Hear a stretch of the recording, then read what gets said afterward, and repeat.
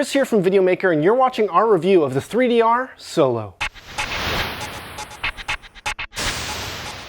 We first saw the 3DR Solo last year at NAB, and we were really impressed with it. We gave it an award. Now, we got our hands on it, we got to fly it around, and well, we probably flew it more than we needed to for this review because, quite frankly, it's fun to fly.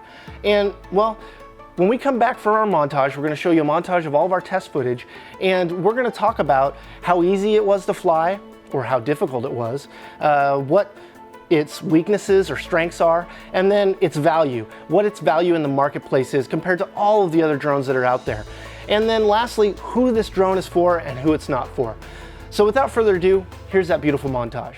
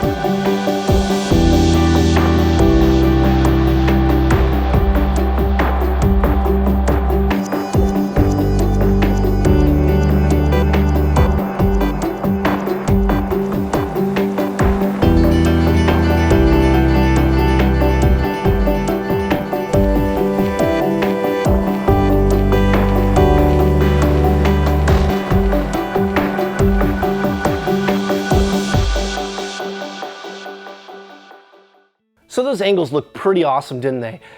It flew really quite simply. To take off, all you press is the fly button. It gets the blades start going. You press fly again. It goes up to about 6 or so feet and just hovers there. And then you can control it with just like you normally would, or you could choose to do autonomous modes. Now, if you want to do orbit, you want to get up to the altitude that you want it to orbit in. Now, we made the mistake to press orbit and set it all up before we got it up to altitude, and that was the one and only time we crashed it, is because it was about 5 feet off the ground of where we stood. Well, there happened to be a hill that was maybe about 6 feet high, and it just barely caught the landing gear and caught it to tip over. And well, it stood up to that. There was no damage. We had a little bit of mud on the blades, no big deal, very simple. And the cool thing is the blades, the motors, the landing gear, all that stuff can be replaced, and it's pretty relatively inexpensive. It flew, when we did a test, we flew it in about 12-mile-an-hour winds, and we flew it really quite fast. We used it its fastest modes, doing orbit and selfie mode and cable cam, and it lasted 16 minutes. We did a couple different tests, and that was about where we had it. Now, if we just let it hover, we flew it slower, maybe there wasn't any wind, we probably could have eked out maybe 4 more minutes, which is what they say it can do with the gimbal, which is about 20 minutes. And it flew really well. It's quite stable. It feels heavy in the sky, so it really, when the wind doesn't move it around, it really responds well. It's quite responsive, and you can really increase the responsiveness if you are maybe more advanced flyer.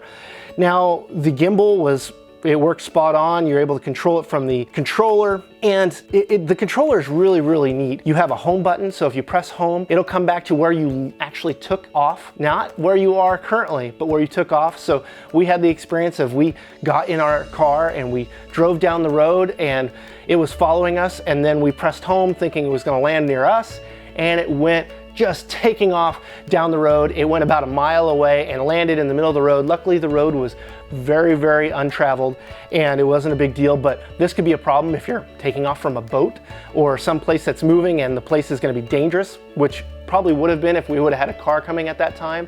We went and we flew at a place that had no obstructions whatsoever when we were doing the follow mode and the orbit mode, because we wanted to make sure to do it and to see how it worked without any kind of obstruction like a tree or power lines or anything like that. And it worked just flawlessly. Now, when we did follow mode and orbit mode, the gimbal had a hard time keeping you in center, and it had a couple different bumps on there that weren't necessarily ideal. Doing a couple different shots, I'm guessing that you're probably gonna be able to perfect it a little bit, but it's kind of iffy, and I think that'll get stronger as they continue to develop the software and everything. Now let's talk about the app. The app is really simple.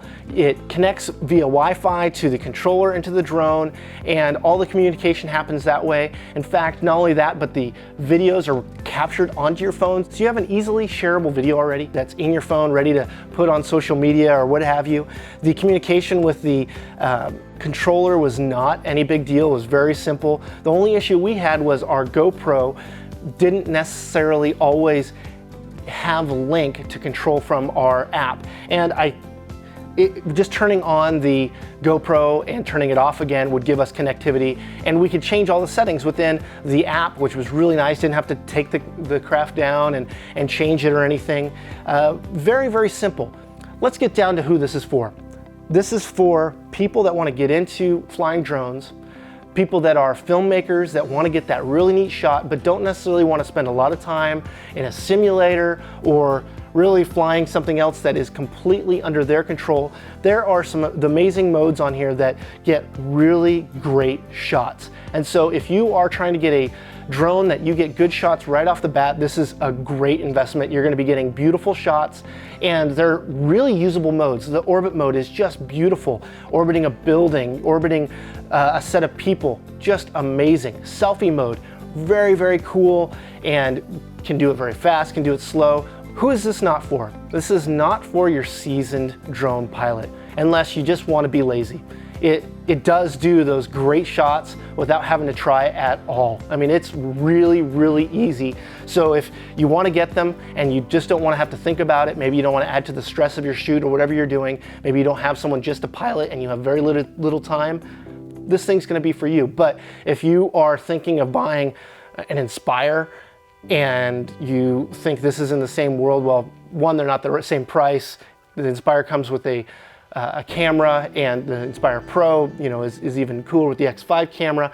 But this is going to be that entry-level drone. Now, is it the entry-level price? It is not. It is up there with the Phantom 3 Pro, which comes with a camera. So this drone is going to cost you more than the Phantom 3 Pro with the camera. But you know, you can shoot 4K already if you already have a GoPro Hero 3 Plus or a Hero 4.